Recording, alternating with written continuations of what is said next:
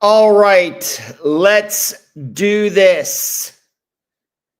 This is Unfound Live for September 1st of 2025. The first day of September. Coincidentally, this is also Labor Day. I hope everybody, whatever you did out there, I hope it was good.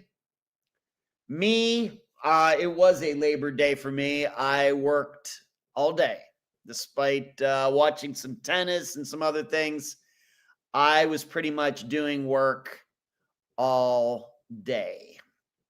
And good thing, because I needed to do things to take my mind off of what happened this past weekend, which I will get into in a moment. As you are watching tonight, please give this show a thumbs up. Do that right now if you could. If you are new to Unfound, if you're just finding this station, this channel, the podcast for the first time, you can hit the subscribe button down there in the bottom right-hand corner if you are watching on YouTube. If you'd like to support what we do here at Unfound, please go to patreon.com/Unfound podcast. That's one option. Option number 2, paypal.me/Unfound podcast. If you're watching on YouTube tonight, you can hit the join button right there below the screen. Sometimes it doesn't show on certain applications on your phones and tablets, by the way. And then another way to support what we do here at Unfound is, while the show is going on, you can hit the super chat button, which is down there below, where all of you can talk back and forth, say hi to me, post questions there for me right there in the chat. Below that, you can hit the super chat and contribute that way. As you can see by the title of tonight's live show, I have a spectacular show lined up for you. I try to make it spectacular every week. I think I succeed every week. We're going to talk about the disappearance of Don Lewis, and you may be saying, well, that name is not familiar to me. Why that one, Ed? Why that one? Well, that is otherwise known as the disappearance that is connected to the Tiger King and Carol Baskin, all of that. Carol Baskin's husband, who went missing. His name, actually, technically, his real first name was Jack. He was Jack Donald Lewis, but it seems that most people knew him as Donald Lewis. And he went missing from right here in what we might call the Tampa area back in the 1990s. I do not think I have ever offered up an opinion as to what happened to him. Don't even remember sure how much I really ever even looked into his disappearance. Well, I'm going to do that tonight. If you're wondering, well, Don Lewis, that's who Don Lewis is. And this got on my mind because of last Thursday's show that I did with friend D. And that disappearance, that case, everything came up during our show last Thursday night. So I thought, well, let's take a look at that. So that's what I'm going to do tonight.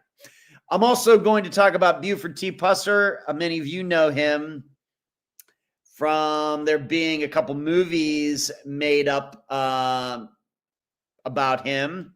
So I think at least in one of them, Joe Don Lewis, is that his name? Joe Don Baker was the actor who played him. Well, Buford T. Pusser was a real person. And it turns out that I think we're finding out now, due to forensics and science and everything, that he was not such a good person. I need to talk about that. And then, given what happened up there in Minnesota, Minneapolis last week, I feel compelled to talk about mass shootings here in the United States It's true crime. It's a true crime topic. I know that there are many true crime podcast hosts and YouTube hosts who have offered their opinions as to mass shootings and, of course, mass killings, mass murder. It's always going to be a topic in true crime circles. And we do know that there have been mass murders where the perpetrators have not been caught. I know that there's the yogurt stand murders or something like that. There's been a couple murders at restaurants and convenience stores where multiple people were murdered and the murder or murderers were never caught. So I'm going to take a look at that tonight as well before we are done. And to remind all of you, anything that is in the title of the show is guaranteed to get covered. So you can guarantee I will talk about all three of those topics before we're done with our 2 hours tonight. Now, you also may be saying something seems different. Ed, yeah, I'm not using my new microphone because I didn't want to take a risk. What happened during the think tank last night was everything was fine. And then right at the end, something happened that the microphone was working. It was registering on my device that I have over here, but the people in the think tank couldn't hear me. It just went out like that. And once I restarted my computer and everything worked. So I'm not sure what happened. I didn't want to take any chances with that tonight for the live show in case. I mean, luckily last night it didn't happen. We were kind of done anyway. It happened right at the end. Well, if it happens like 15 minutes into a live show, the problem is that once a live show starts, I can't just switch in out of whatever audio I want to use and keep going. I have to start a new stream, and I don't want to do that. So that's why I'm just using the microphone from my MacBook. So if I sound a little different, I think the audio is fine. I think you can hear me and everything. Just not as clean, not quite as crisp. There might be a little echoey, a little airiness to my voice. That is why, of course, you can't see any microphone on the screen either. So you might have noticed that. All right, so let's get to, but let's just see who's in here before I go any further. Who is in here? D got in first. Hello, D. Thank you for giving me the Don Lewis disappearance topic for tonight. Mary Jane, good to see you. Amy, good to see you. Marty, yeah, you were missed during the think tank last night, Marty. I'm sure you had family stuff to do or something. Hello, Haley. How are you? Good to see you. And Lisa, good to see you. And I did get your messenger message, Lisa. Thank you. Got it. And everybody's saying hi to Marty. Yes, Labor Day. Going to be a wild Labor Day show. It might be. We'll just have to see where it goes, Marty. And so sad you missed. Yeah, I know. I'm sad you missed the think tank last night, Marty, too. You got too much stuff going on, Marty. You're going to have to put something out of your life and put the think tank back in is what you got to do. You know how I get never a day off. Yeah, me neither, Marty. Me neither. Yeah, there you go, Lisa. So what has gone on with me since we got together last Monday? Well, nothing horrific or anything like that, but my trip to Orlando was an unmitigated, I don't even know what that word means, but I hear it said out there, so I'm just going to say it. It was an unmitigated disaster. Unmitigated disaster. Now, granted, where I stayed was fine, except we'll get into that. But, I got over there, drove over there fine on Wednesday, practiced at the one course. Slept well over there. Really liked my hotel room where I stayed. It was in a good location. I did rain on Wednesday evening, so I couldn't get out and didn't really get out and do anything. And then Thursday I got out, threw a little bit, threw fine, I guess, some practice over there. One of the other courses, fine. Did my show with D on Thursday night from my hotel room. Everything was fine. And then the actual play started on Friday. It was just like a one-rounder. And I was playing okay. And then things kind of went downhill and really did not finish as well as I should have. And on top of that, I lost one of my favorite discs in the water, and I will surely not be getting it back. So there's that. Played with a decent bunch of guys. No complaints about the guys who played with me. Totally fine. Good guys. And played okay for a while. Fell apart on a couple of baskets. Made a couple stupid mistakes. And that was that. And I really, as you know, I've talked about here, I've been concentrating on my disc golf practice. I've been practicing some and just couldn't put it together. And it's no fault of the guy who's been trying to help me. Certainly not his fault. My fault.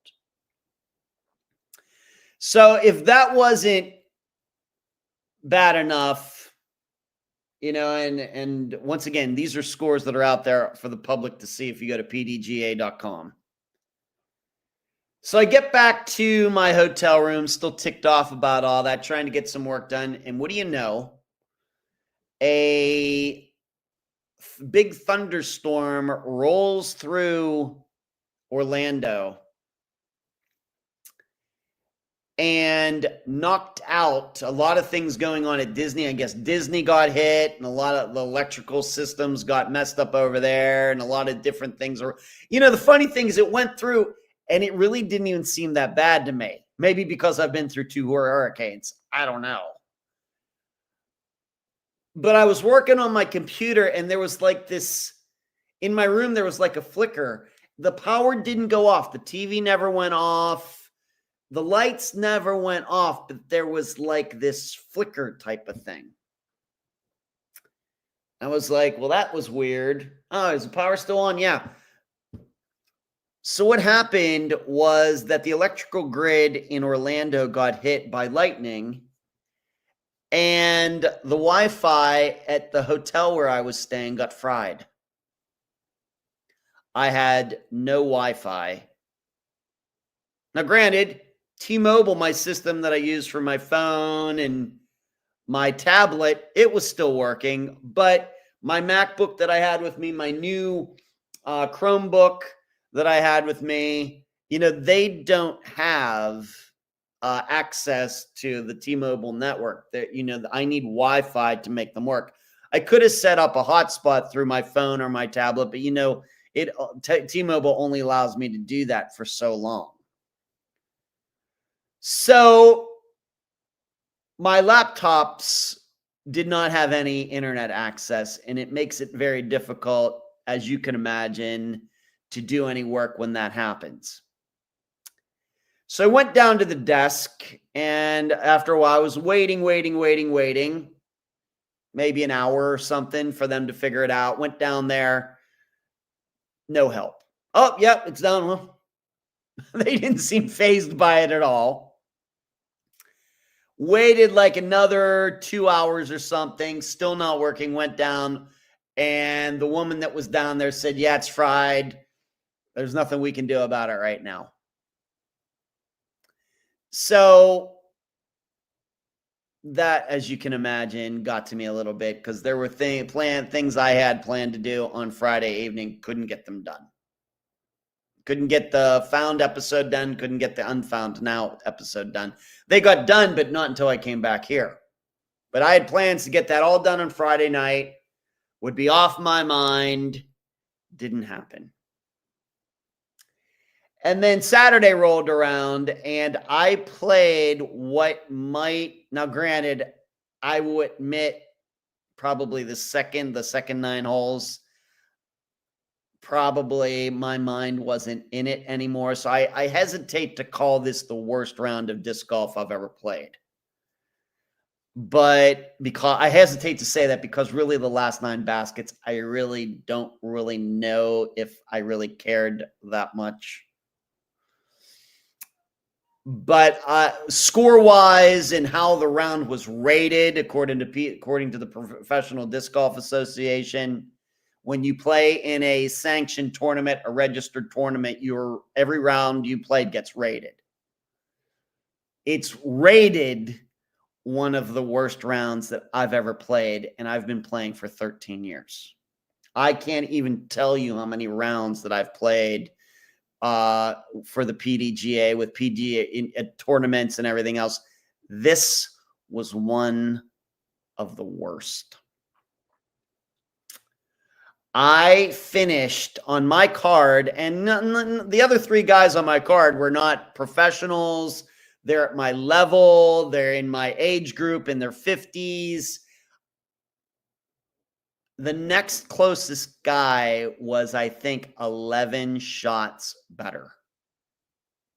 There was actually a guy in my card, I think that he beat me by 17 shots over 18 baskets. And the guy is a good guy, decent player, not a professional, not even close to professional level or anything else, but he beat me by like 17 shots. And the only good thing that came out of it is that at least after we were done with the round and all these guys knew how poorly I played, they saw it all happen in real time. They did compliment me that, you know, I kept the humor about it. When this happens to me, I don't swear on the dot. I'm not dropping F-bombs out there or anything like that. I'm not kicking anything. I'm not a tantrum thrower like some professional, or athletes are. I'm not like that. To me, that is, you do that, it's really immature, it's really embarrassing, and you're not winning any friends and being a good sport about it if you're doing. But you should know in disc golf, that's very common. Tantrum throwing is very, very common in disc golf. I've seen it many times. I don't do that, despite how many times I've played poorly. So I got compliments from the other guys on my card that, man, well, wasn't it right, but at least you kept you didn't quit. You didn't, you kept your humor about you. And I was making gallows humor about how I was playing and everything else. So that was good, but that was the only good thing. And I will tell you, it's been 2 days and 8 hours or something since that round, and I'm still boiling over. Just be happy that you can't see my insides. I'm still ticked off all this time later, and I'm just very embarrassed for all the work that I've been practicing and everything else. It's very embarrassing, and it wasn't even the yips. I was just so wild. As some of you know, I had what they call the yips, and not trusting myself. It wasn't that. I was just completely wild all over the place. One shot to the left, the next shot to the right. One shot up in the air, one shot into the ground. Bad. I can't even stand talking about it. That's how bad it was. Very upset, still upset. And, you know me. Hello, Stephanie. How are you tonight? I'm talking about my disc golf problems this past weekend. And it was just bad. I consider myself a winner. You know how I play trivia and I win a lot. Of course, I play with a team, but I've won by myself a few times. I think with the podcast, even though Unfound is not the most popular true crime podcast out there, it will never be that. And I'm okay with that. But I continue to believe when it comes to disappearances, I do a better job than anybody else. That's no offense to anybody else, but that is my belief. You know, I know that my work has been respected outside podcast world. I've been on TV, sometimes testified at trials, spoken at colleges. I know that I'm a winner when it comes to this. I think I'm a good guy and everything else. And so disc golf is just really sticking out to me right now as something that is not good in my life. It's just not. And even though I've worked at it, there's just something very, very frustrated. And then I start thinking, well, what if it never gets any better? You know, something like that. Now, just a couple tournaments ago, I finished second. So I have the ability to play well, but is that luck? What's going on there? I don't know. But given who my image I have of myself, it's very embarrassing to be out there and that's going on.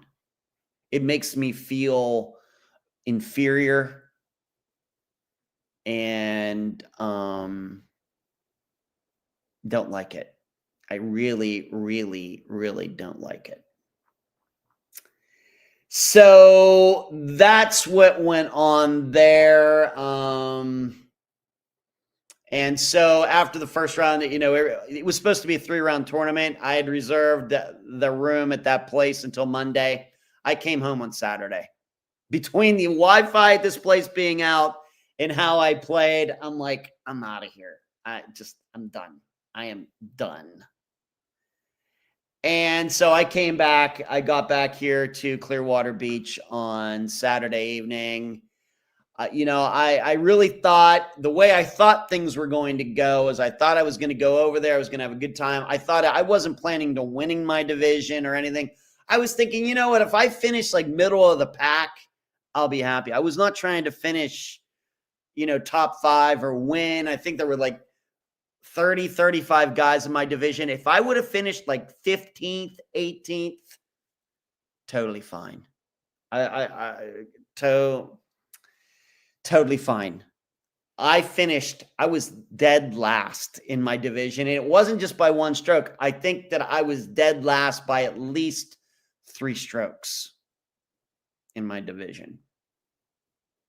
So I thought, you know, I'd go over there. I had some things that I thought I might like to do in the evenings while I was there.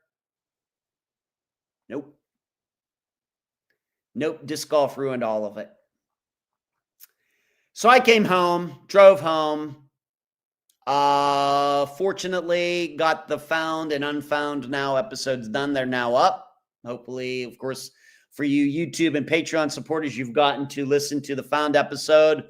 For everybody, the entire public, hopefully you've checked out the newest Unfound Now episode where I go over the disappearance of Reuben Carranza from Greensburg, PA. Coincidentally, that's where I was born on August 1st, 1970, at the hospital in Greensburg, PA.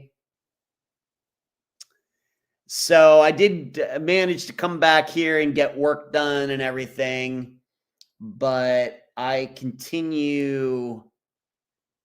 just feel it boiling in here. Derek says, sometimes you just have a bad day when it comes to sports. You're right, Derek. You're right. You're absolutely right. It was more than that. It was more than that. I'm just disgusted.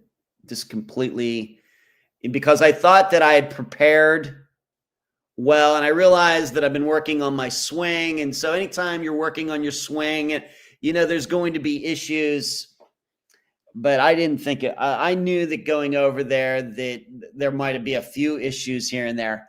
I didn't think it was going to be like this. So, but you're right. Sometimes things don't go your way, but you have to understand something about this particular tournament.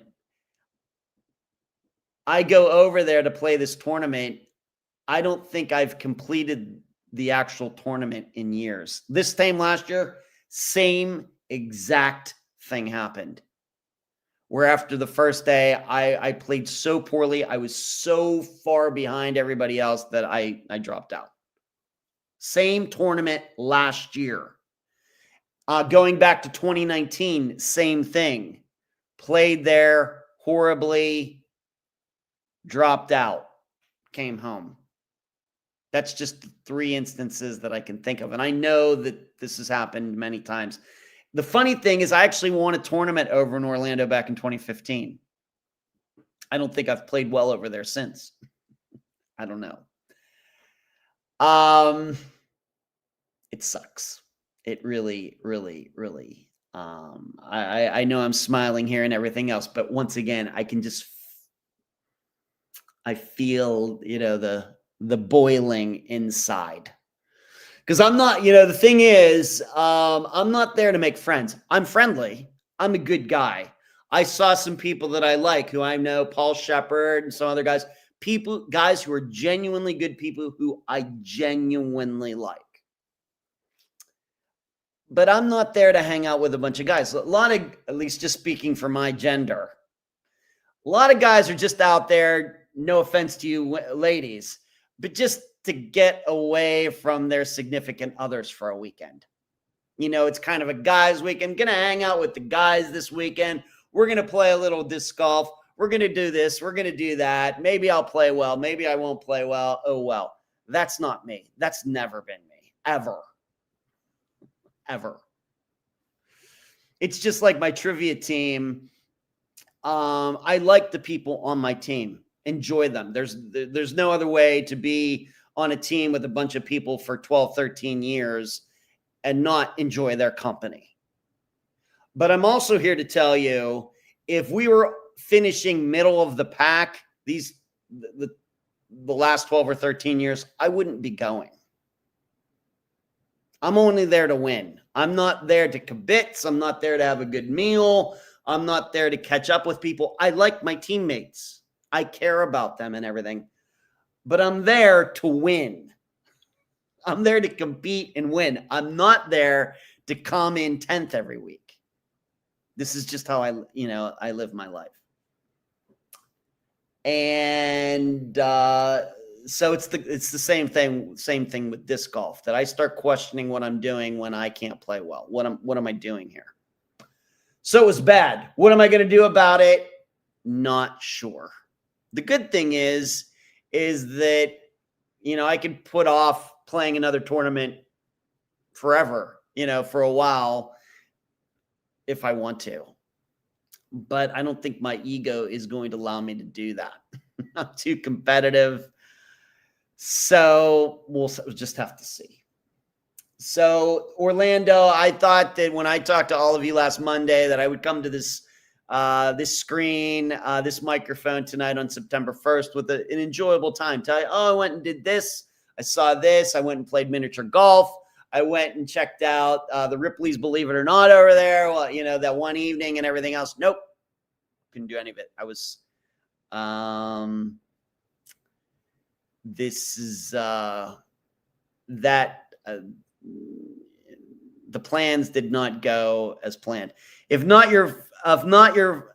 you're not first, your last mindset is tough to keep up. It's not even that. Like I said, Marty, I was not planning on coming in first. I would have been shocked if I finished first.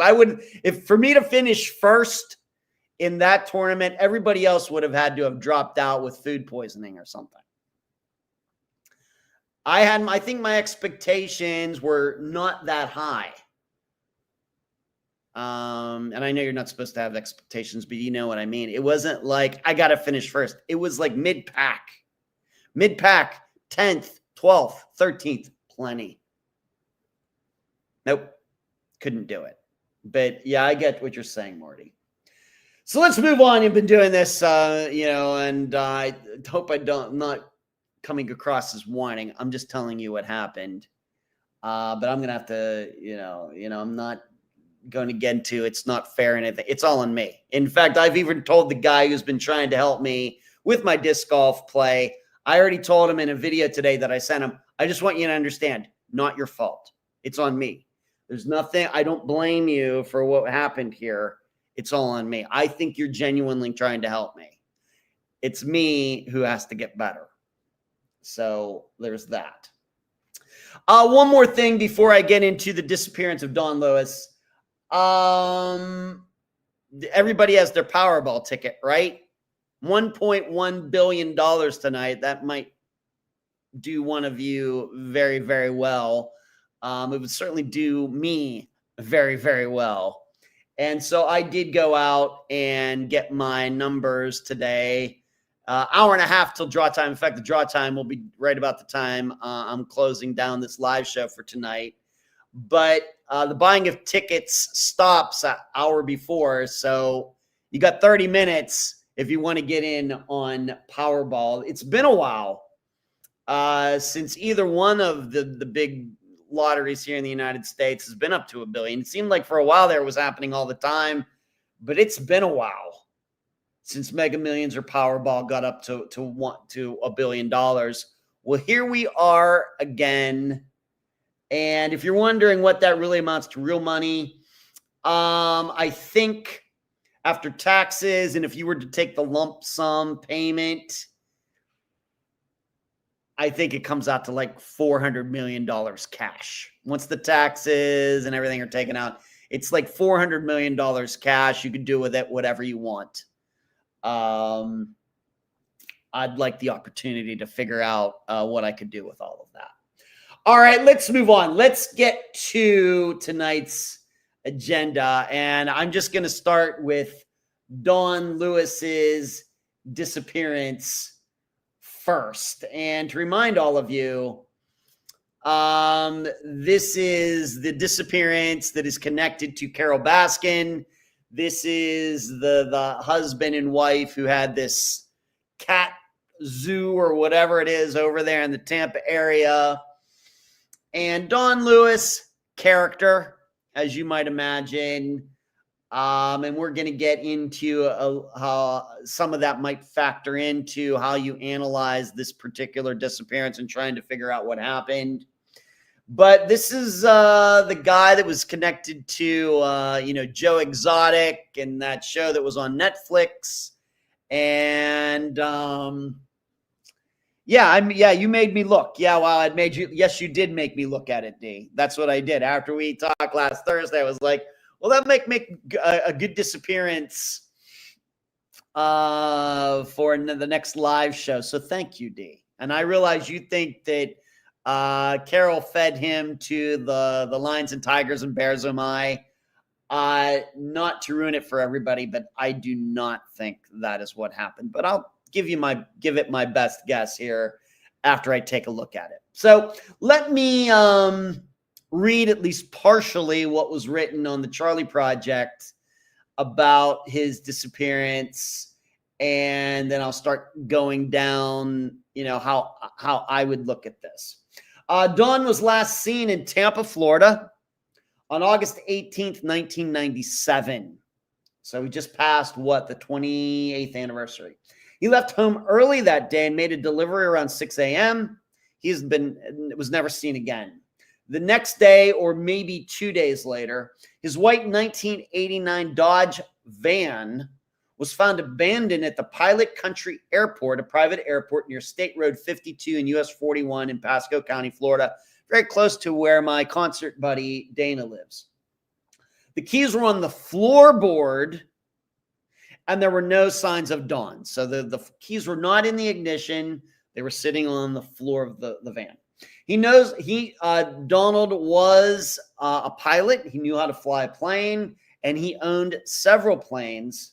But he had been involved in 3 aviation accidents, and his pilot's license was suspended at the time of his disappearance. But as you would suspect, that's no different than somebody not having a driver's license. If somebody has a car, they can get out on the roads and drive. It's no different with people who have had pilot licenses and lost them. If they own a plane and there's a runway, they can get in their plane and take off on that runway. So there's that.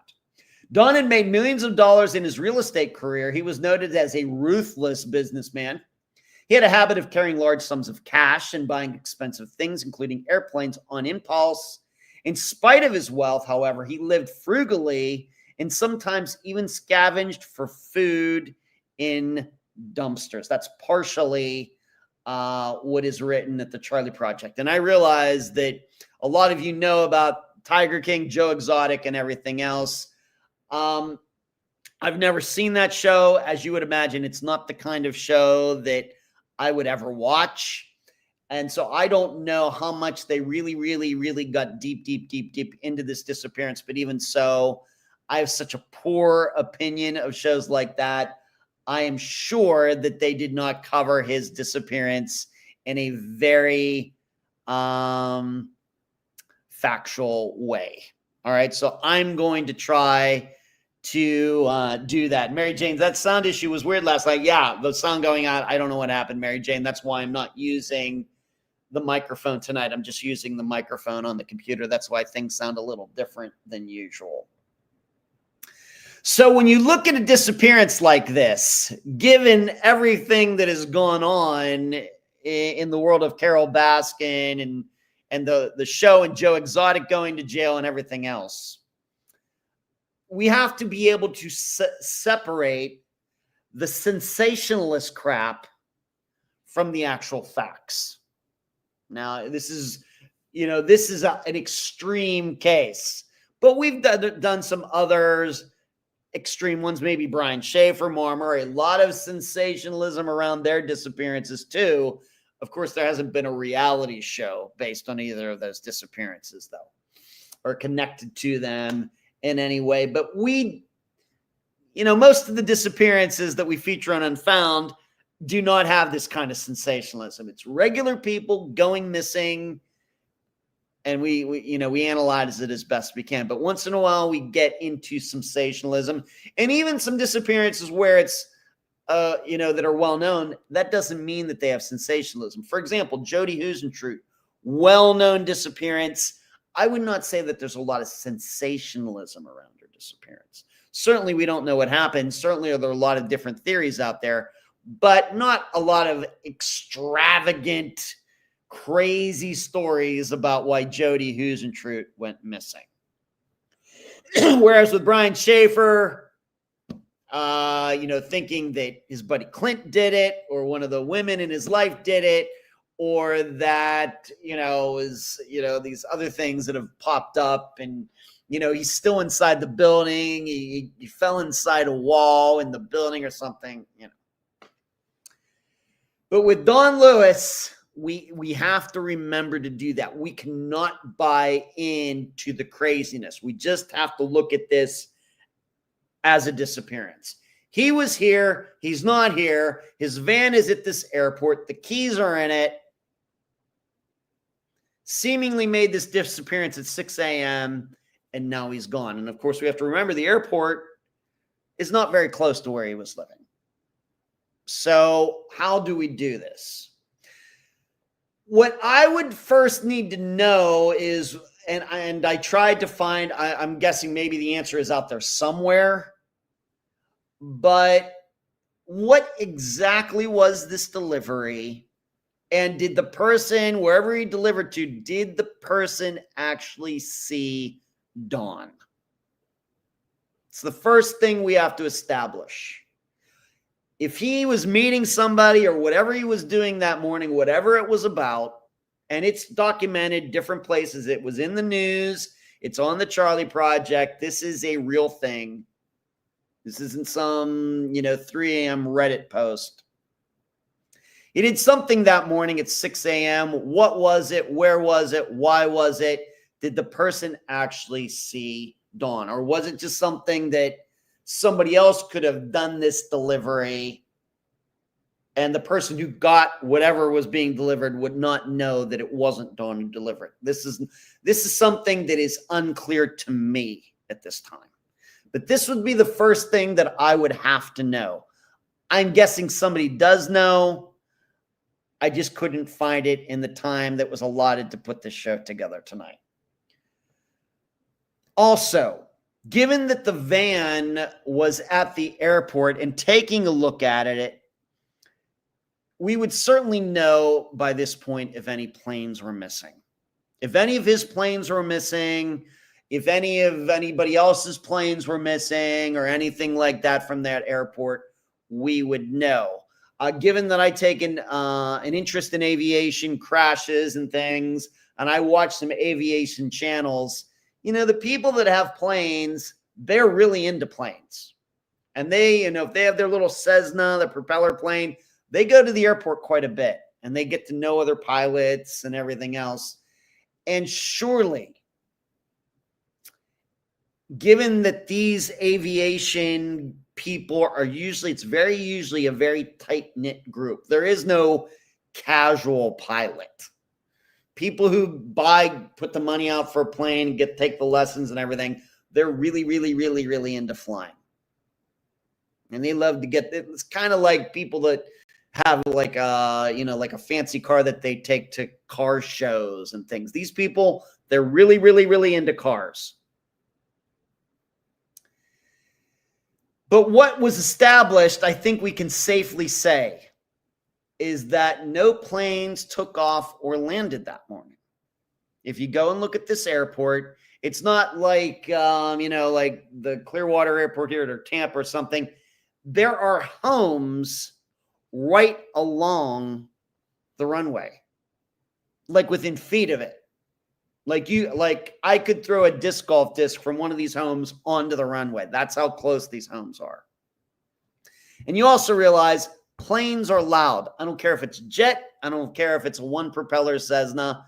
None of these planes have mufflers on them. They are loud, and they are probably even louder if they're taking off in the morning because somebody's going to be in bed and is like, what the heck's going on out there? I could find no documentation, no ear witnesses, no eyewitnesses that a plane either took off or landed at that airport on that morning. There are no reports of that anywhere that I could find. So we have to, it's not perfect.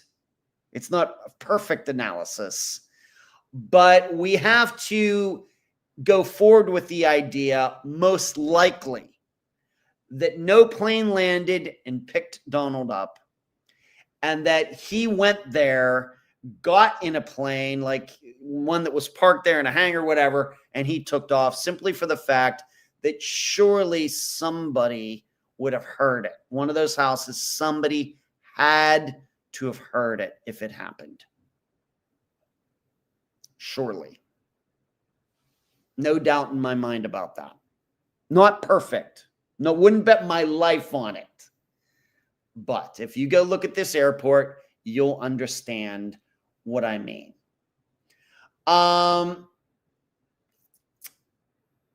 In addition, what we also found when the investigation was done into his disappearance, what was discovered that he was seemingly cheating on his wife, Carol, that he was going to the country of Costa Rica. He had bought land down there and made some investments down there. And while he was down there, well, let's just say he was getting to know the local females fairly well. Let's just say. And while down there, he was involved in some businesses that he probably should not have been involved in. No surprise. But what we also have to keep in mind is, despite all of the rumors, and I did read this, well, he was found down there, and there's a lot of talk. This is not true. There is nobody who is investigating this disappearance who went down to Costa Rica and tracked Don down. That did not happen. Of course, with phones these days, maybe not in 1997 when this disappearance happened, but 10 years later, with the first iPhones that had cameras on, anybody could have gotten a picture of Donald and alerted authorities or something like that. That didn't happen. So if you've read that, if you've heard that, well, he's alive, that's not true. It's just not.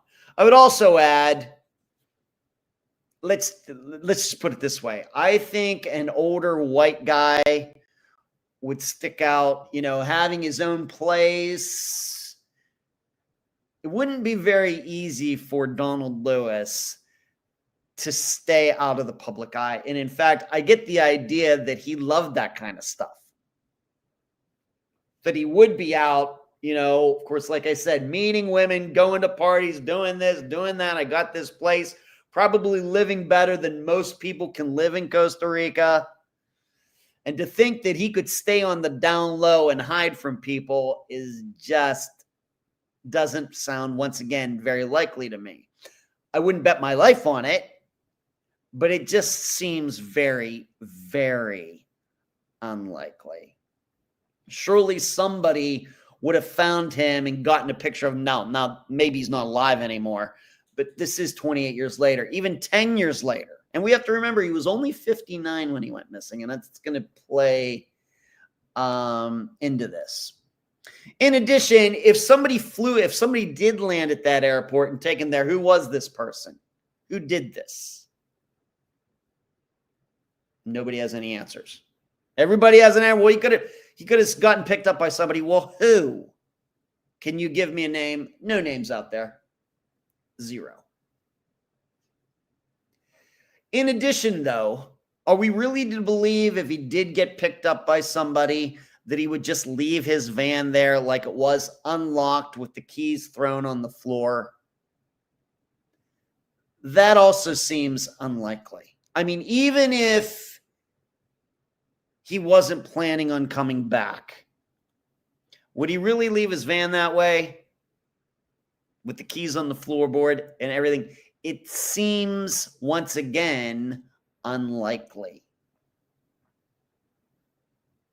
Unlikely. Because you have to remember, if he's leaving the United States never to come back, surely he doesn't want people to know where he went. Well, leaving the van at the airport would surely give a sign to everybody that he took off from there. It seems counterproductive.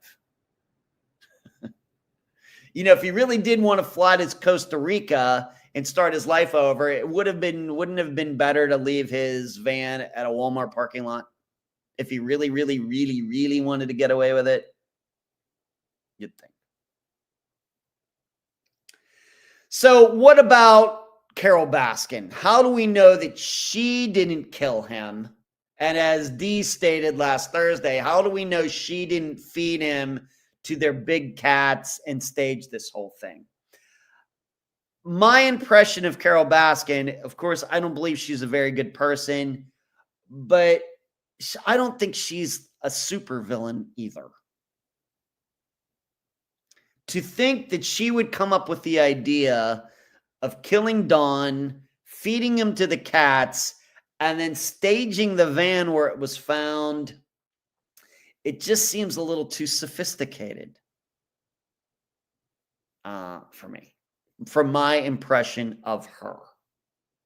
That's my impression. I realized they had marriage problems. I realized that, there was, he wanted to do one thing. He wanted to turn the cat stuff into a business. She wanted it to be a nonprofit sanctuary. I read about all of that. And certainly that doesn't make her look good. But to think that to go to this extent, first of all, this would have surely had to have involved someone else. And given how much attention Carol Baskin got when the TV show came out, somebody surely could have gone to authorities, asked for immunity, and gotten it, and implicated Carol in Donald's disappearance. Because if this happened, she was the mastermind, not this other person. In addition, it seems unlikely to me, if you're staging a van, that you would just leave the keys on the floorboards. Why? Of course, we know a lot of times the keys for staged vehicles, the keys just disappear. The vehicle's locked, the keys are gone, never to be seen again. Once again, it seems unlikely to me that Carol would take part in this or cook this up or anything, despite the issues that she had with her husband. And I should say, my impression of what went on in her life after Donald went missing, I don't know. Has she really had that great of a life since he went missing? Mm-mm. Now, granted, once again, maybe it was an accident. Maybe they got into some argument and she shoots him. Still, the staging of the van and everything just seems unlikely. It's really all I can say about it. It just seems unlikely what I think I know about her, what I think I know about him, the way where the van was. I realize in staging it, what somebody might be wanting people to think, but that staging would surely be undermined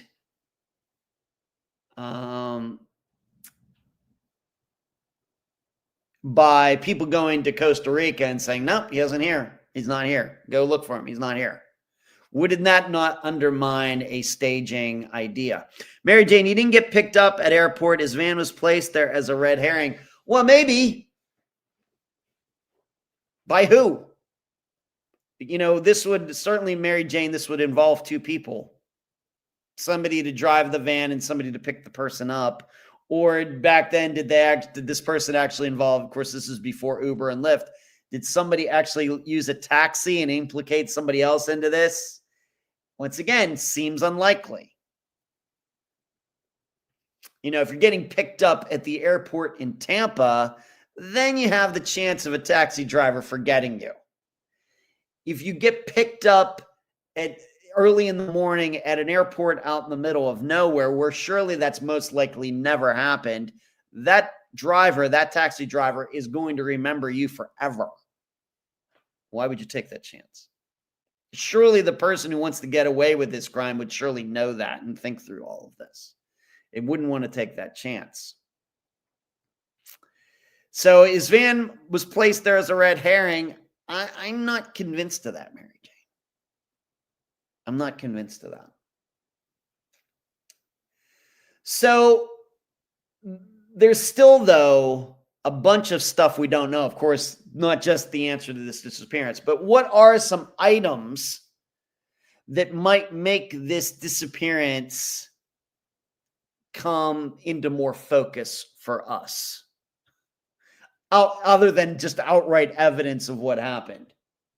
What I would want to know, if I were to cover this on an episode of Unfound, and I realized that Dawn has children from a prior marriage, maybe they'd like to talk to me. I'd like to talk to them. Maybe it helps that I live here in the Tampa area. What were, being that we know about this delivery or whatever that happened at 6 a.m., what were his plans supposed to be for that day? I'm guessing his children probably know what the delivery was and where he went, but I couldn't find anything out there that they've actually said that. But I would want to know, well, what were his plans for the date of his disappearance, August 18th of 1997? I'd want to know what was his daily routine. And in addition, did he have any scheduled appointments in the next few days or the next few weeks? Did he have any business appointments? Did he have a doctor's appointment? Did he have a dentist appointment? Things like that. I'd want to know what the near future of Donald Lewis was supposed to look like. If he doesn't go missing, then what was supposed to happen next? This would help me as a person trying to analyze this disappearance. What I also want to know is, even though he had these planes, remember, didn't have a license, how often did he go to that airport? When was the last time he went to the airport? If he did go to the airport, how often did he go there? What did he do when he was there? Did people know? Did people know that he was flying without a license? This is all relevant information. Mary Jane saying she did it. I got to tell you, Mary Jane, I don't think that Carol Baskin did it. I do not believe she had anything to do with this. In addition, how many people knew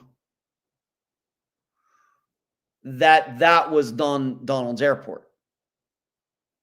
And if let's say if we were to find out, you know what, he did have plans to go to the airport after making his that delivery that morning. Well, how many people then would have known that he was going there? That would be very interesting to me. If he had told somebody, if somebody knew that he was going to the airport for that morning for whatever reason, how many people knew that? Would need to know that. we also have to figure out if somebody wanted him dead, why not just leave his body wherever he was shot or whatever? If he met somebody at the airport, why did somebody feel compelled to take him away? And my guess is there were no signs of blood or anything at the airport. And given the size of the airport, you could probably shoot somebody. Of course, the shot would be very quick, unlike the droning of a plane. You could probably get away with that without anybody really, really noticing, in contrast to a plane going down the runway. D thinks she did it.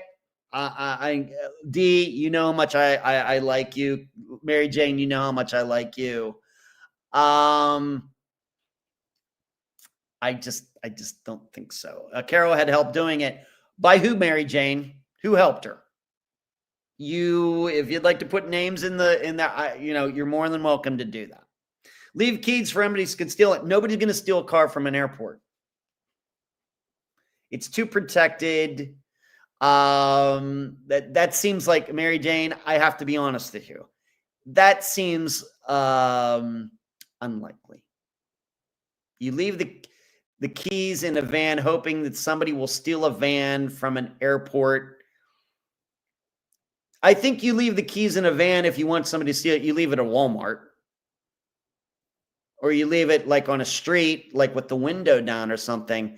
Leaving it at an airport doesn't sound like...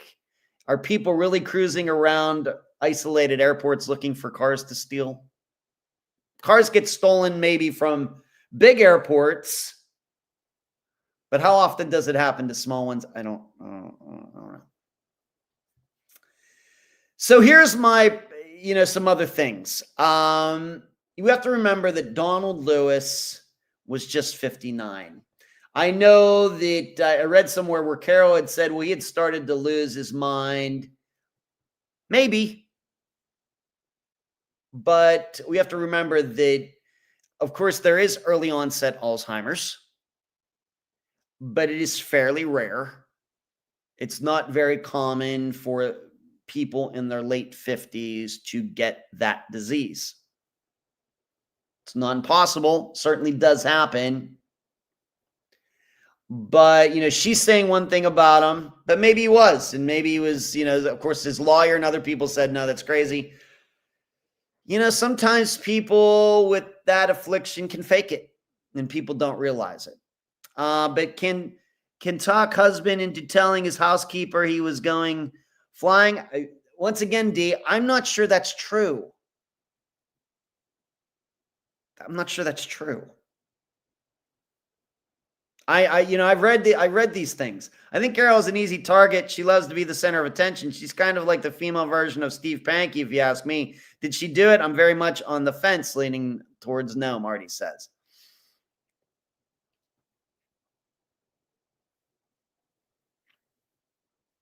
I just don't know, D, I'm not sure that's a fact about this. I've read that. I don't think that's a fact. I think it's what somebody said. Mary Jane, that's fine. We can agree to disagree, Ed. We certainly can.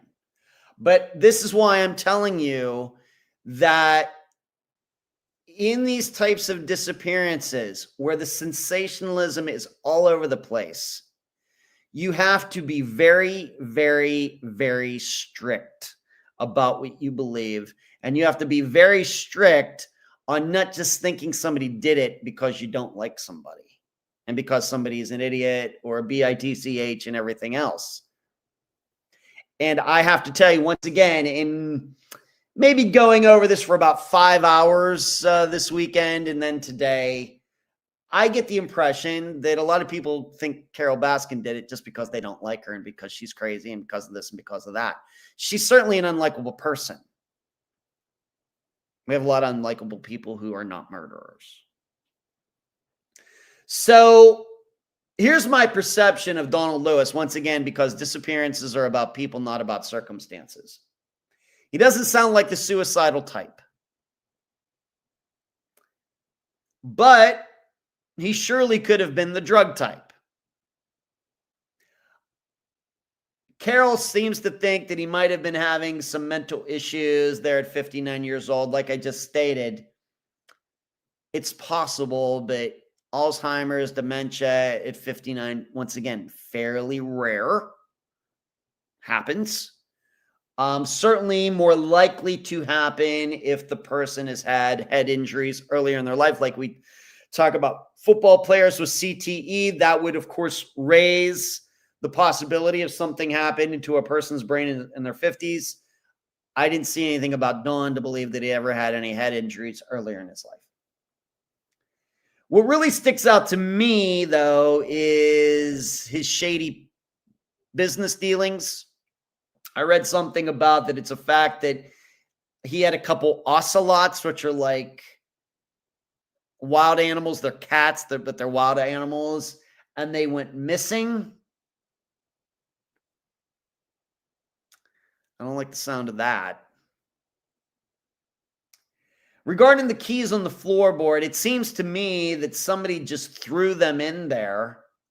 Hard to understand why, if Donald did that, why would he do that? In addition, I have to believe that Donald Lewis was alive after 1997, just what the perception that I got of him, that if he were alive, there's no way he would have stayed quiet through that entire, Tiger King or whatever it was called series. There's no way that would have happened. So if he did disappear on his own and did change his name and went somewhere, and he was still alive when that series came out, I gotta believe that he would have come forward. That would have been, been crazy. That didn't happen leads me to believe that Donald was dead by the time that series came out. And looking at the airport once again, even though I think it's doubtful, I can't rule out the idea, and I don't even know if this was done or not. I think it would be worth people's time maybe to search the area around the airport. I realize there's homes and everything, but there is that wooded area to the south of the airport, and I really don't know what that area looked like back in 1997, so certainly things could have changed over the years. But there's that wooded area south of the airport that I don't know if it was searched. If it hasn't been, I think it would be worth somebody's time to do that. But if he was killed, it was obviously somebody who knew about the Costa Rica trips and knew about his connection to the aviation community. So where am I? So now that I've been talking about this for over a half hour, what are my best guesses? For sure, he is not in Costa Rica. And in fact, I will go even further. I am pretty sure that Donald Lewis did not live past that day. However, I am also fairly sure that Carol Baskin is not responsible and does not even know what happened to her husband, Donald. I'm also fairly sure that Joe Exotic, the Tiger King guy, you know who I'm talking about, the guy that Dee knows personally, I'm fairly sure that he's not responsible for Donald's disappearance either. This is tough to do because these people, Carol, this guy, all the people that were involved in that show, they love the attention so much. I'm convinced they'll say anything. And this is what makes this so, It's like going through a landmine, making sure you don't step on any of them, because it's tough. It's tough to analyze something like this because of these people. And it really reminds me of what I've said so many times about disappearances, where people are claiming, oh, yeah, I killed that guy. Oh, yeah, that guy, John Smith, that went missing 5 years ago. Oh, yeah, I killed that guy. When really this person didn't kill that guy. This person is only saying it so people are afraid of him. And he also knows if it really, really, really, really came down to it, and police really started to believe his lie that he got interrogated, he would be able to show them very, very hard facts that, of course, he had nothing to do with the disappearance of John Smith. That's why these people do this stuff. Carol Baskin, Joe Exotic, whoever these other people, they all seem to me like those types of people. That they say outrageous things because that's how you get on TV. You do not get on TV by being normal. You do not get on TV by saying sensible things. You get on TV by being crazy and by being kooky and rare, and and you're willing to do anything and say anything in front of a camera. That's how you get on TV. And I know I'm been on TV. Yeah, I know. But when you get your own show and you have your nicknames and everything else, these are people who are willing to do anything. Whereas, that's why a lot of people who want to be actors and actresses can't do that, because they're not willing to do anything and everything. I'm inclined to believe that Don Lewis was meeting somebody at the airport that morning. And it had to do with whatever shady dealing, whatever it had to do with the ocelots or whatever he was doing in his life.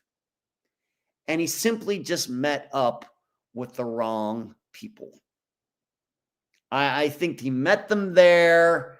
They knew all about him. They knew he screwed them over in a business deal or something. But Don agreed to meet them there because why? It's a safe space for him. It's his airport. He's been there many times. His airplanes are there. They agree to meet him there, he arranges them thinking that'll be a safe place to meet them, and something goes bad and they take him away. And that's why, it's just some throwaway thing. Oh, Don's holding his keys. Well, we have to get rid of these things because, a key could be kind of used as a weapon. Just throw them into the van. They jump in the car, never to be seen again.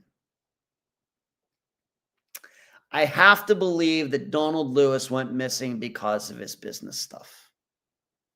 Something went bad within all of that.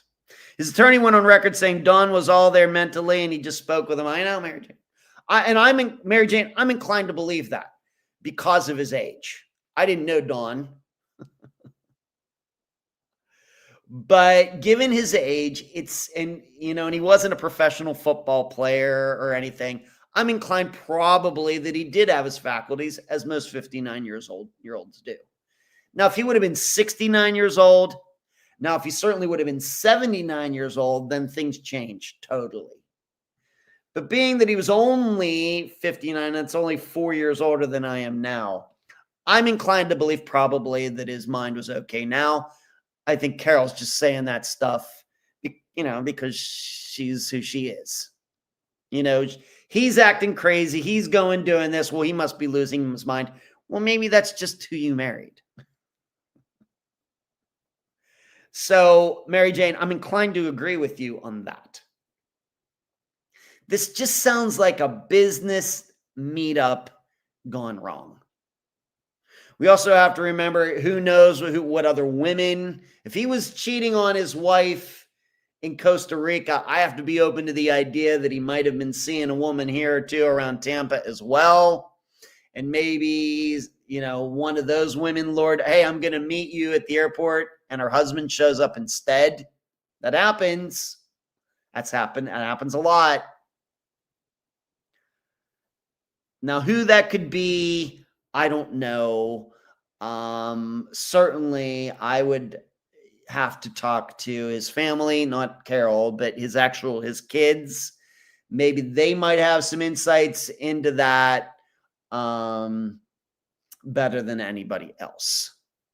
But I don't think this had anything to do with Carol or Costa Rica or anything like that. This just seems like that. Like I said, I don't think that the fan was staged. I don't know why you would do that. And if Carol did that, I don't know why she would involve somebody else in this, no matter who the person, whether it was a brother or somebody else, when it would have just as been as simple to put it at the local Walmart. That would be a lot safer choice than taking it the whole way out to that airport and dumping it. Why? What if somebody's there? Dawn would know the airport better than Carol or anybody else in their circle would. Why would they plan to take the van out there? And we have to remember, this delivery was made at 6 a.m. And I guess we just have to take for granted that Donald made it. So what happened after that? Did he go back home and that's when it happened? Because it's clear to me that the van was put there. It wasn't put there that night. The person who manages the airport or whoever said it was there for a couple days. This van surely got put there during daytime, just before anybody got to the airport. So this is why I'm inclined to believe that Donald put his own van there, met somebody there, and things went bad. That's the best I can do with the information given. Like I said, as facts change, theories change. And in this kind of disappearance, it's kind of difficult to tell what is fact, what is fiction, what was on the TV show just to make it more interesting, and what were the lies. I'm just going to go by what I read on NamUs, what I read on the Charlie Project, what I read on newspapers.com.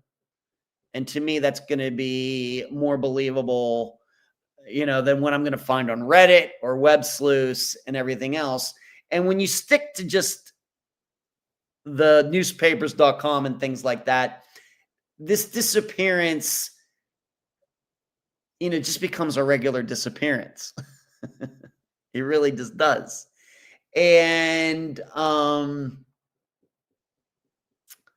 that's just where I am at. I don't know how much more I can say on it. Certainly a unique kind of disappearance. Still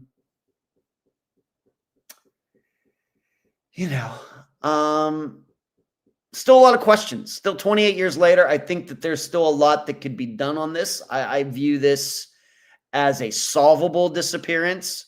Even if I end up being wrong that actually Carol was involved, I still see this as very solvable. And in fact, if she did do this, it's very, very, very solvable if anybody wants to put any time into it and can stay away from all the sensationalism and all the kooks that are going to come out of the woodwork once it's announced that somebody's actually working on this disappearance. If someone can keep the investigation low key, then I think there's a good possibility of making a lot of good headway on it.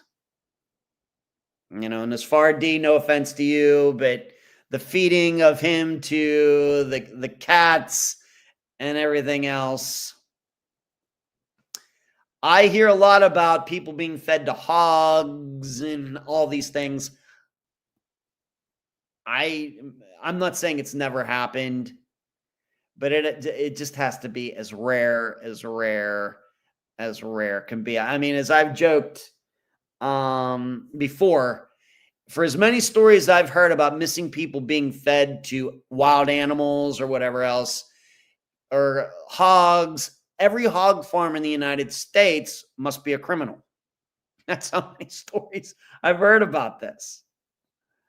So I just don't take it seriously. I think it's a great story. It's a fantastic story and everything else. That's all I got for it. I would add that you just end up doing like that. You end up putting the hand, your innocence or your guilt in the hands of a bunch of wild animals who you can't be sure are going to do what you want them to do. Because they've surely never, eaten a human before. And are you sure they're going to clean it up to the point? Isn't it just easier to just shoot them and get rid of them instead of giving the body to the cats? That sounds like a lot of risk there. Whereas just shooting them, throwing them in his own van and taking them somewhere, putting plastic down, throwing, that would be a lot easier if you really, really, really want to get away with it. But then you still have to involve somebody else because you have to put the van out at the airport. Who was the other person? And after all these years, I have to believe that person would have rolled over on Carol Baskin, no matter who it was. Fishing. Hey, what's going on, Fishing? I'm just getting done talking about the disappearance of Donald Lewis, the husband of Carol Baskin. Let's move on to this. Let's talk about Buford T. Pusser. Of course, if you are old enough, you remember these movies from the 1970s based on his life.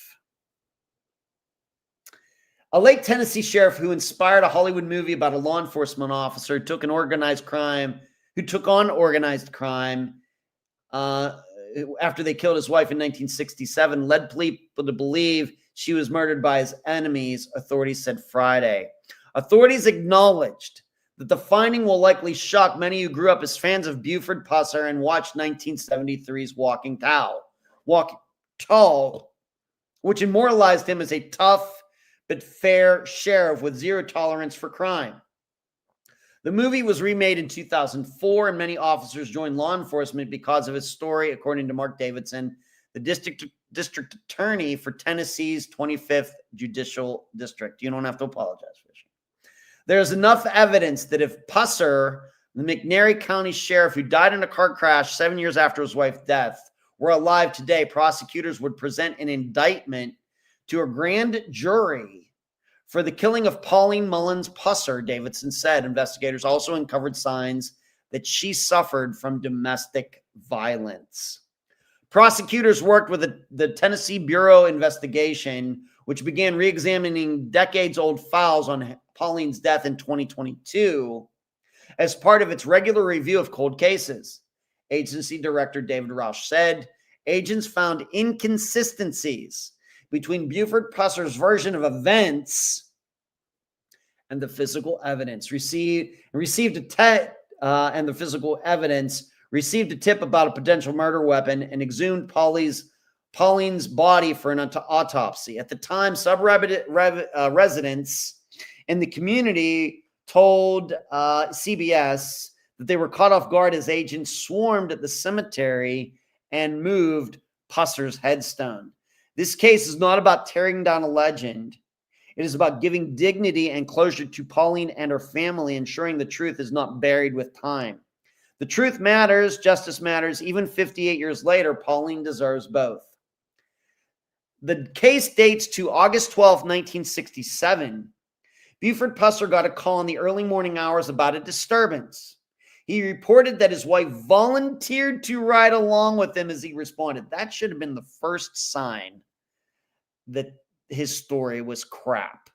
He gets a call about a disturbance and allows his wife to go with him. The mother, and they do have children.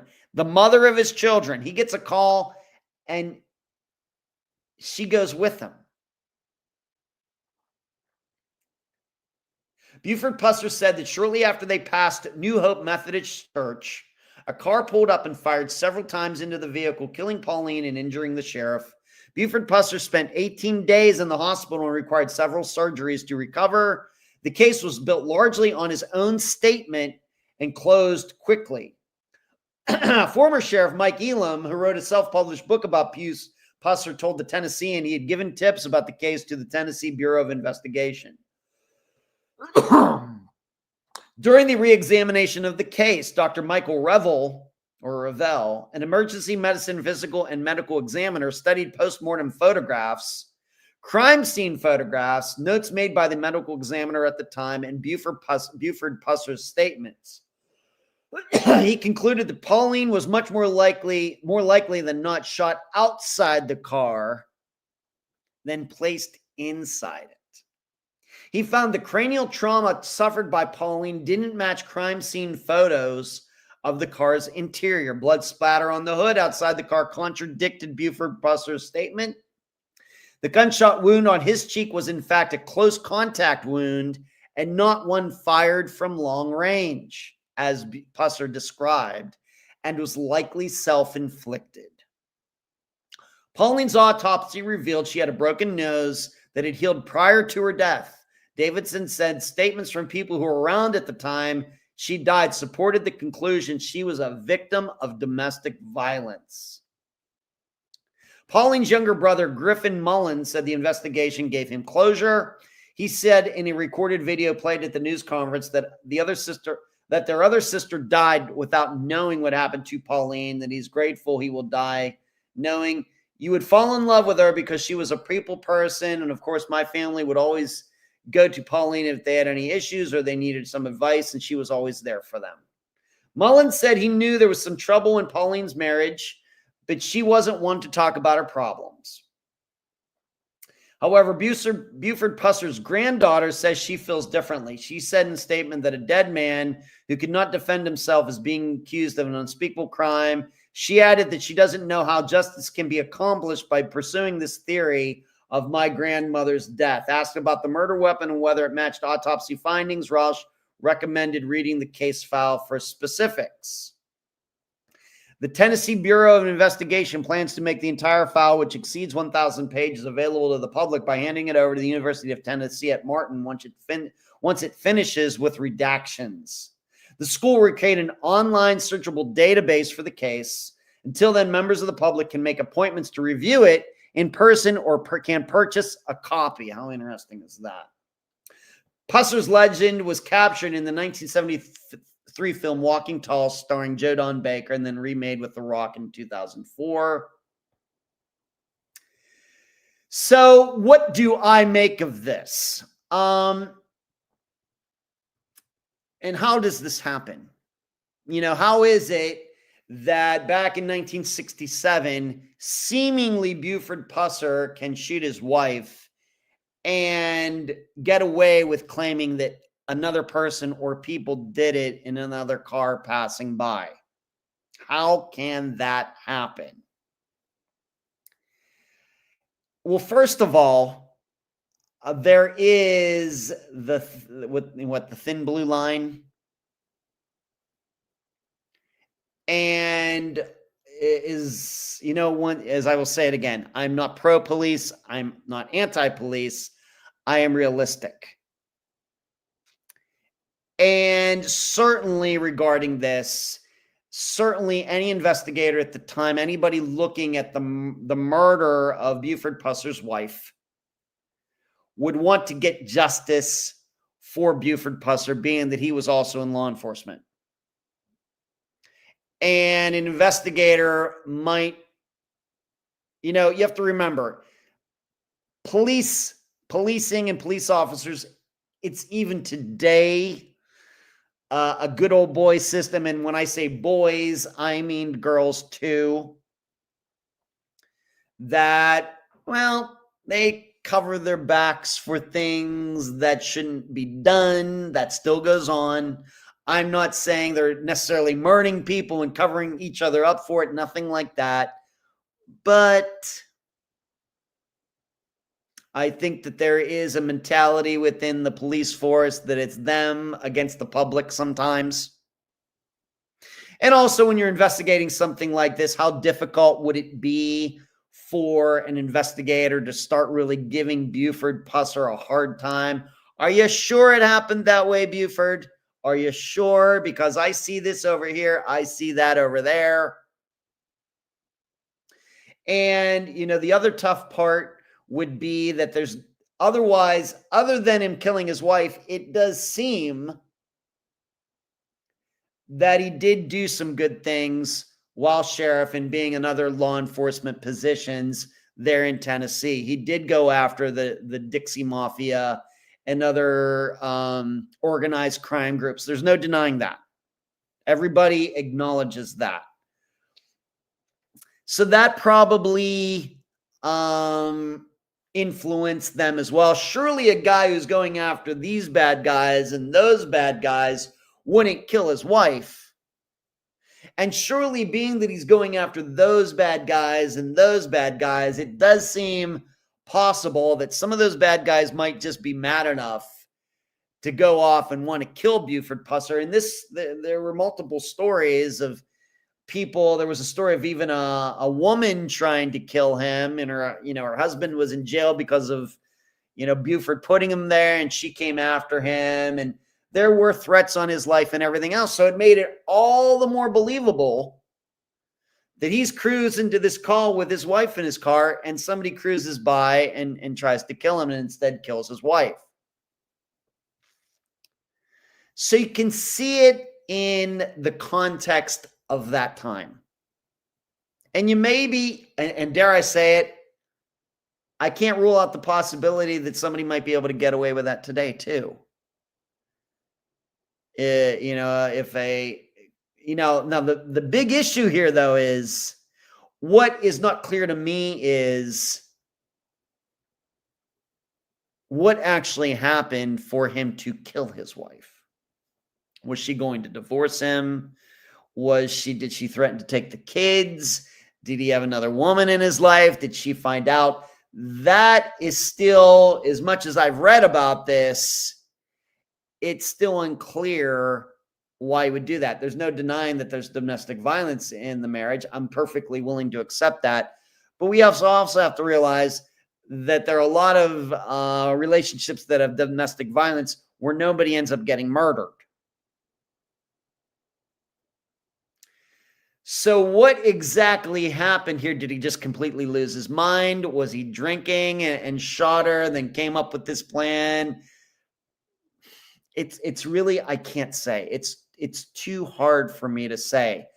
But what it does show you, though, is how far forensics have come. And even though I think this could maybe be pulled off today, if a police investigator was sympathetic to this police officer who might have killed his wife in some circumstance, I think maybe it could be pulled off. But it also just shows you how far forensics has come since the 1960s, where blood spatter and all this stuff, much better understood, certainly not perfect. But I have to believe that if this were pulled off the same way now, that the odds are gargantuanly higher that Buford Pusser would not get away with this. Maybe if the investigators are sympathetic enough, but still. Rockford, on one hand, it seems like a classic story of someone getting too much power and letting it go to his head. On the other hand, and this may be unpopular, the granddaughter has a decent point.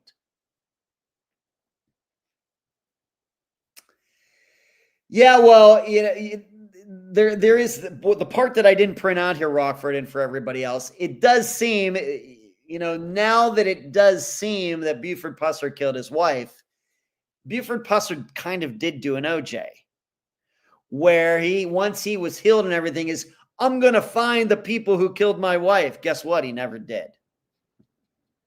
Nobody ever did end up going to jail for the murder of his wife, despite his insistence that he was going to find the killer. Just like OJ said, I'm going to kill the killer of my, Nicole Brown Simpson. My ex, was it his ex or was it his current wife or estranged or whatever she was?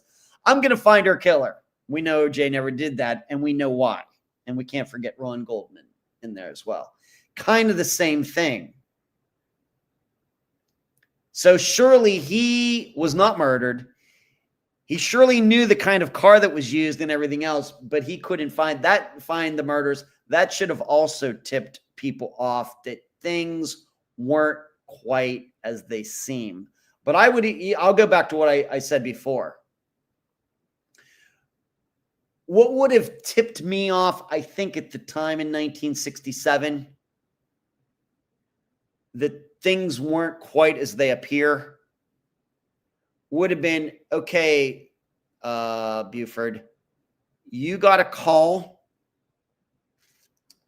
about a disturbance or something, and you allowed your wife to go with you, knowing your reputation and all the people that you ticked off and all the threats that you gotten against, the Dixie Mafia, and everything else.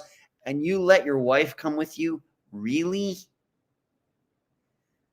That would have been enough for me to think that he did it. I wouldn't necessarily, I don't know if at the time in 1960s terms, I would understand all the forensics, everything, but it would be enough for me to think this doesn't sound right.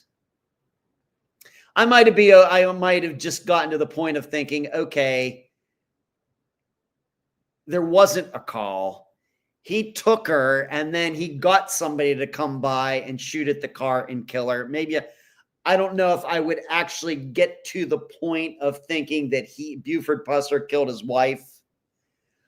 But I think that back then I would have gotten to the point of thinking, this does seem like some kind of setup where he's cruising down the road and he got somebody to cruise by and shoot her. And then maybe, however, staged it that he got shot as well. I don't know if I can, because it seems what they're saying is that she was outside of the car, I don't know, at home or somewhere else.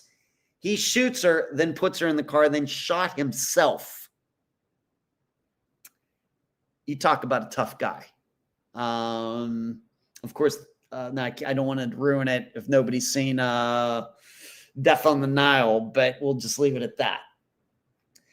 So to read Rockford, on one hand, it seems like a classic story, someone getting too much power and letting it go to his head. On the other hand, and this may be unpopular, the granddaughter has a decent point. What I would also add, and I said this in the discussion group on Facebook when some people found out that I would be talking about this tonight, that I think this is also a situation that we have too much even today, where male police officers just identifying too much with men who abuse women.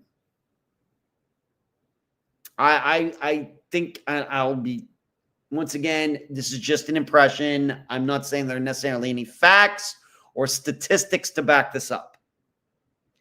But a lot of these, the man said type of disappearances, I've convinced myself that these husbands get away with their wives' disappearances because the investigator, who is most likely a guy, shows up, starts taking out the paperwork, and the guy who surely caused his wife's disappearance starts saying, well, she was such a pain.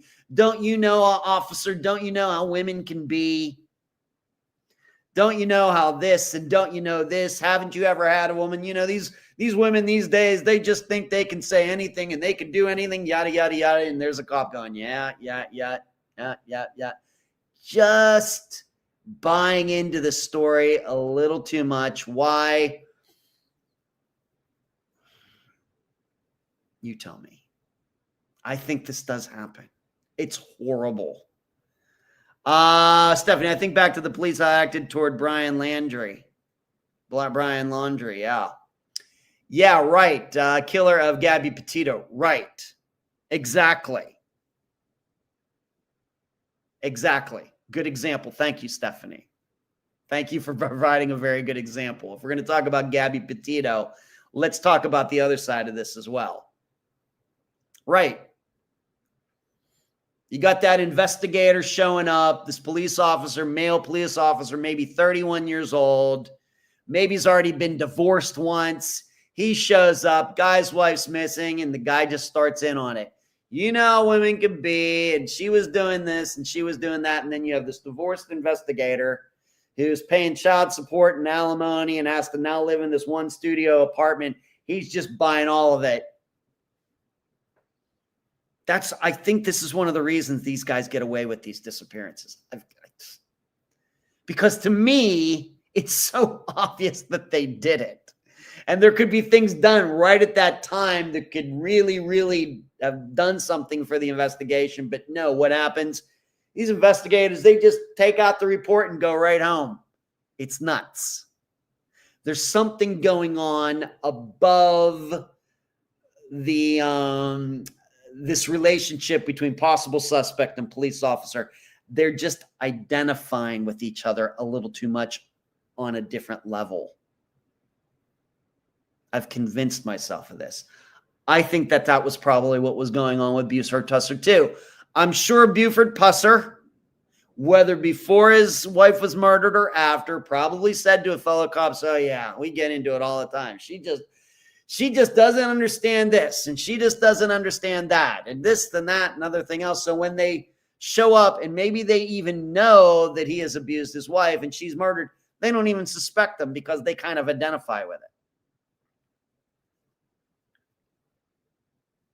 Yeah, I got marriage problems too. Yeah, and they start talking. Yeah, and all ladies out there, I don't agree with this, but I'm going to say it anyway. Yeah, they deserve to be slapped around once in a while. Convinced of it. I hate talking about my gender like that. And I hate talking about guys, obviously, who share the same sexuality, being heterosexual and straight like I am. I hate talking about my fellow straight men like that.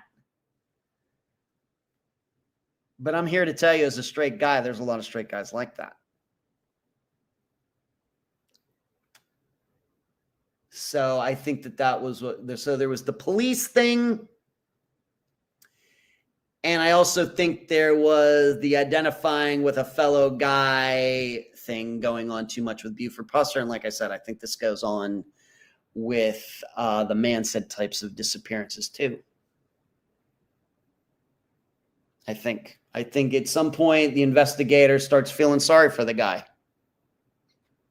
Well, she was doing this, she was doing that. I loved her so much, and then she just goes and run off. And the other investigator's like, "Oh, yeah, I know what you mean." Hate it. It's bad. It's bad. So regarding, whether this is all worth it or not, Rockford, I think it is. I realize that there have been a lot of people, men and women through history, who did good things, but did bad things too. I think that we need to accept them for who they were. I realize that here, at least in the United States, there's a lot of controversy. Should we hold the founding fathers in high regard, even though they were slave owners? Things like that. I think we just have to accept them for the people that they are. And we get into this like with musicians. Should we really listen to the music of these men who abused women? And like Sean Connery, as a great actor as he was known to slap his wife around and everything. I think you just have to accept them for who they were. And you have to accept the good for the bad. That doesn't mean if they break the law, they get away with it.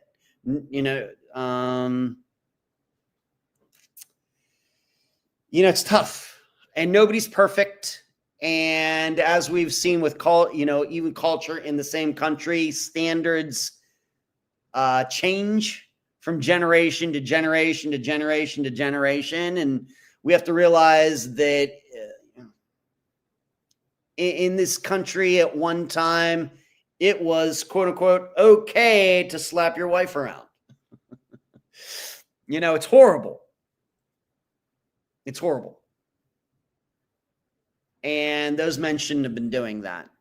But if they contributed to society in some other way, whether it had to do with science or whatever else, you just have to accept that. That's just, if we're looking for perfection on this planet, we might as well just fold everything up right now. We might as well just light off all the nuclear missiles, hit every square inch of the world, and make it just all go away if we want perfection. That's my attitude. So with Buford T. Pusser, he should be known. If he's a murderer, that should be known. That doesn't mean that we should forget also about the things that he seemingly tried to do that were good. Should he have gone to jail? Absolutely. Somebody surely could have taken his place and done the same things that he was doing. Okay. So that is my attitude toward that. I don't know. You're asking his granddaughter, how old is granddaughter? How old is she to be talking about this?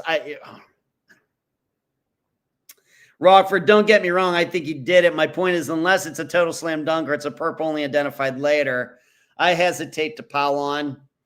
I'm just reading the story. It sounds to me, I'm just reading what they're saying in Tennessee and what law enforcement is now saying. And they're saying, given the evidence that they're now collecting and looking at in 2025 terms, if he was still alive, they would charge him with murder. I haven't seen the evidence, so I can't say. I don't know. But if he did do it, I'm thinking about, well, why did he get away with it back then? That's what I'm trying to analyze. And like I said, I think it's a combination of police investigating a police officer. I think it's also maybe too much of a men identifying with men type of thing that gets in the way of justice, I think. Mary Jane said being fed to the animals is just a story. Oh, going back to Don Lewis. Yeah, I'm not, Mary Jane, I'm not going to sit here and tell you that there has never been a victim who hasn't been fed to a hog or something. But as many times as I've heard it over the years, most of those stories cannot be true. It's like the whole wood chipper thing too.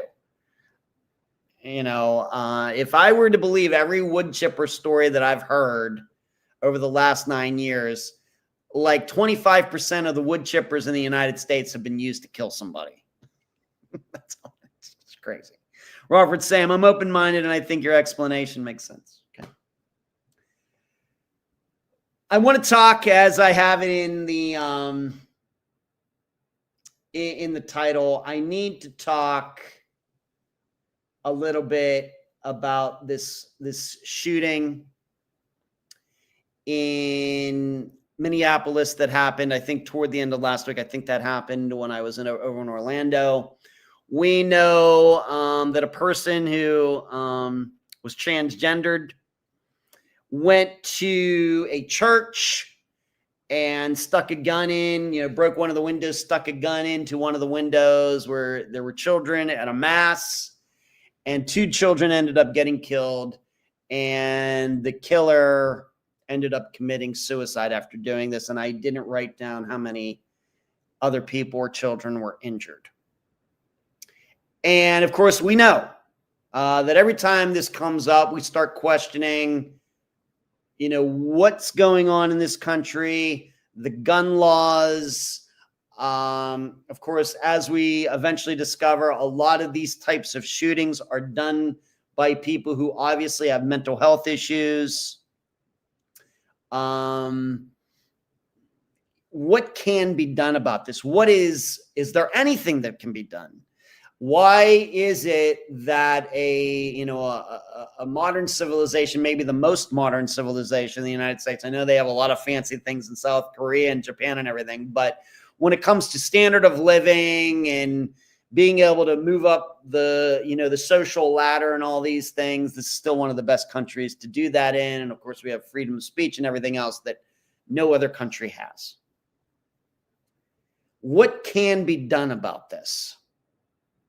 And what is realistic? And I'm guessing that there are some true crime people that have taken this topic on, because this is crime just like anything else.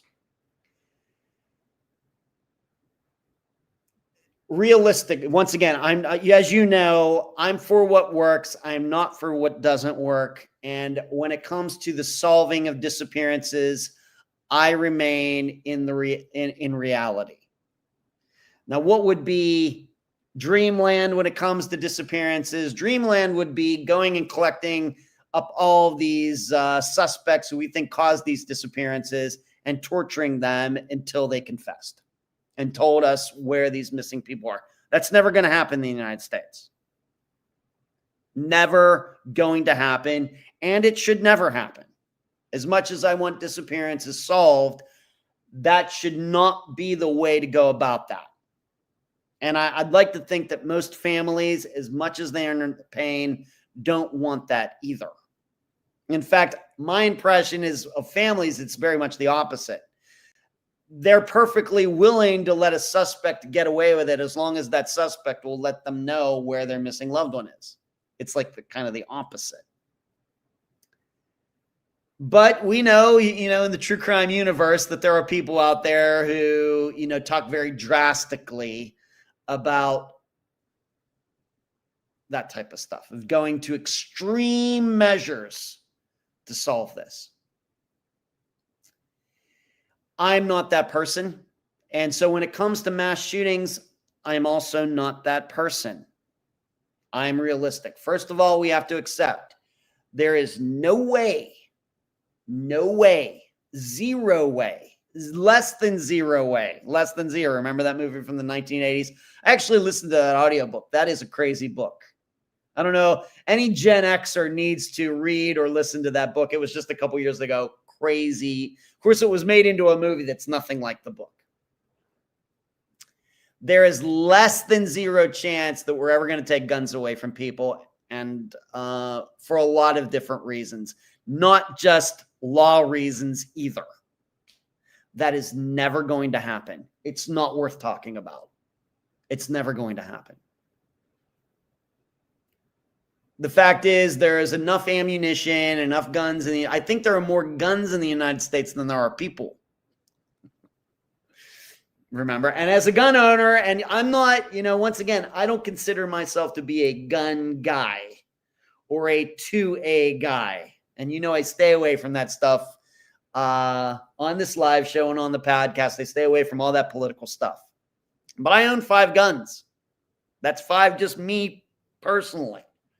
And I know people who own way more than that.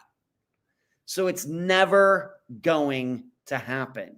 It's not worth talking about. It's not worth posting on Facebook. Not worth doing. Not to mention, even if they passed a law, there are too many people in law enforcement and everywhere else that will not follow it. You will have extreme civil disobedience. It'd be no different than if we suddenly put the speed limit on the highways in the United States to 15 miles an hour. Nobody's going to follow it, and no cop's going to pull anybody over. Not worth doing. So you can forget it. And even if gun production and you taxed gun manufacturers out of existence and everything else, all the guns that exist and all the ammunition that exists, they're all going to be around for a very, very long, much longer than any of us will ever be on this earth. So if you want to plan for it to maybe, ammunition can last forever. It can go bad, but realistically, if you take care of it and put it in the right kind of room and everything, ammunition can last forever. Even if you shut down the production of all bullets today, there would still be ammunition on this earth that's usable 1,000 years from now.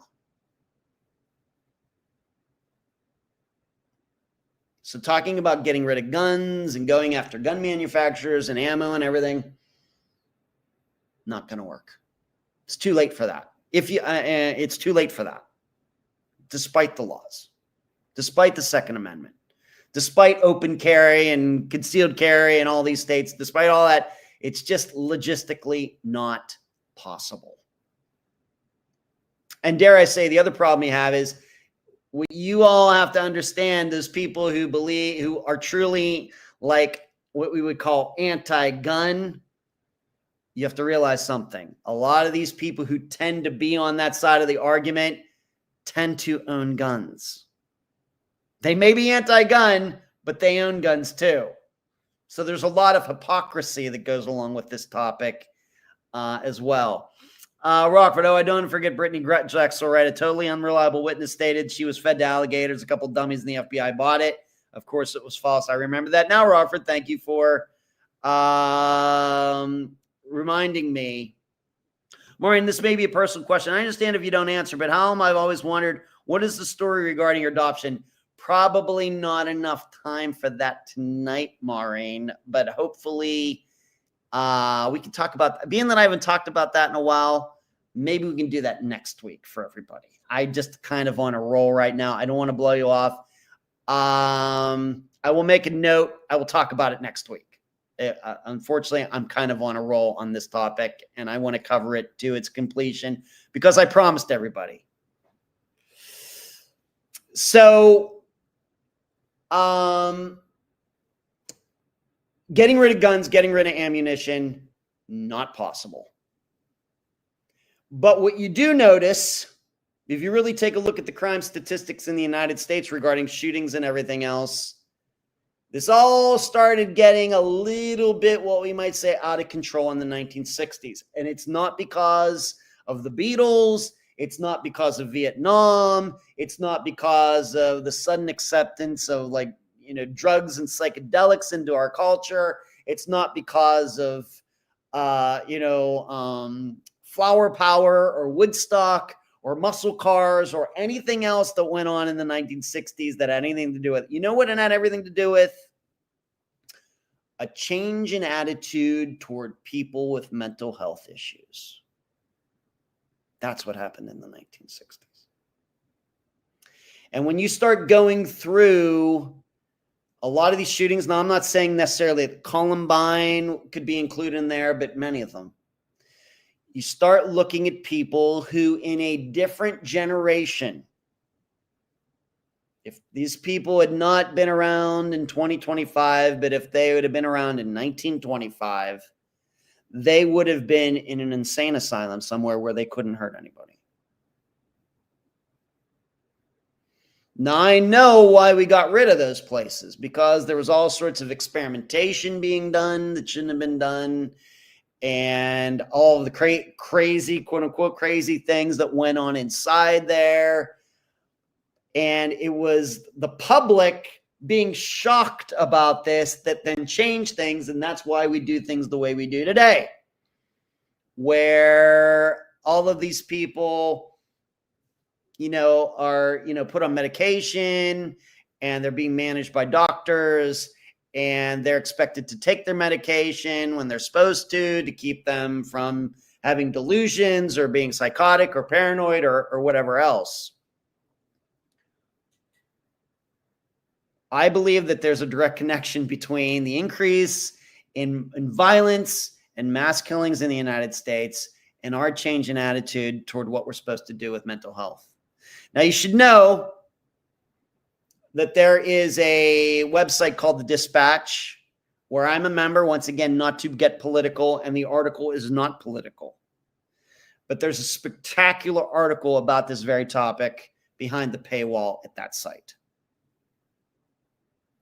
And it goes back to the history of what societies are supposed to do with crazy people who commit crimes and who are a danger to society, but they don't know that they're a danger to society, that they can't control what they're doing.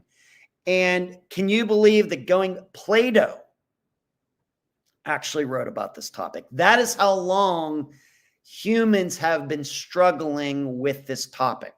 What to do about insane people who commit crimes and who are dangerous who are danger to others. The Greeks couldn't figure it out. The Romans couldn't figure it out. They couldn't figure it out in the Middle Ages. They couldn't figure it out, in the 1500s and the Renaissance and everything up there. We still struggle with it to this day. But I have to be honest that, unfortunately, if you want to see things stop, they're not ever going to, you can never stop it. You just reduce it. If you want this kind of stuff reduced, we're going to have to bring back insane asylums. So I asked the citizens of the United States, how much do you want to do that? Because if you're not willing to do it, then it's just talking about taking guns away. This is just talk. It's just talk. I believe there are statistics to show that would work. And it's much more conceivable than taking guns and ammunition away from everybody. Are you willing to do that? My guess is Most people don't want to do that. Then we just have to accept whatever happens. We have to remember this planet is never going to be perfect. There are always going to be murders. There's always going to be violence. There's always going to be wars. Why? Because humans are horrible, horrible, horrible animals. But on this particular topic of mass killings committed by people who are writing, manifestos, and obviously they've completely lost their minds, and they're just free to walk the streets of the United States, what do you think is going to happen? What do you think?